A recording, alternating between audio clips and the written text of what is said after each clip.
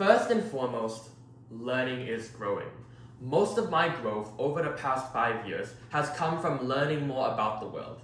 But not just opening a textbook and learning a new fact, not just finding a mentor and going to the gym and learning their technique, but specifically, I've had my learning before my growth, and I've learnt about how to grow the most efficiently. This means that I've learnt about how to space out my studying so I can take in information the easiest. This means that I've learned how to read a page so I can actually memorize that information. And this means that I've learned about the best and most efficient resources that I can learn from.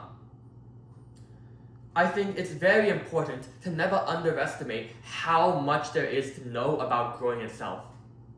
And that's what I spent the last 5 years doing. Now, how does dreaming play into this?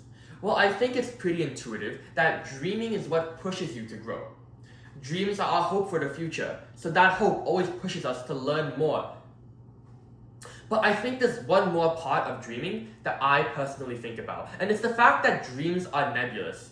Dreams are not concrete plans for the future. Dreams are our hopes and a possibility in our prediction of what we want in the future. And I think because of that, oftentimes it becomes really easy for people to label their dreams as just that. Just a happy thought to think about, and not something that should always be in our sight and that we should always be pushing towards. And I think this was especially true for me.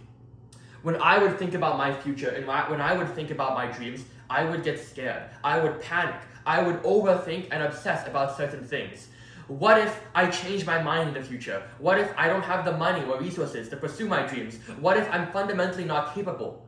And this overthinking would make it really hard for me to dream. So what did I do? Well, I learned.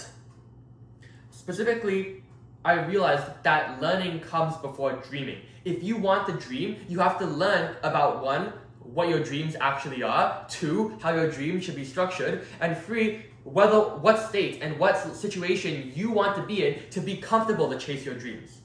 So I spent the last 5 years of my life doing exactly that. I've met wonderful people from a bunch of fields in science and technology who've taught me about all the things that I could do and helped me clarify what I want to do.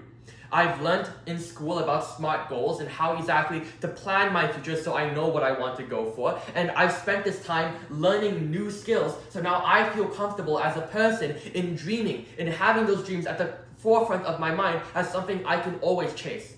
And that's why I'm here today applying for this scholarship.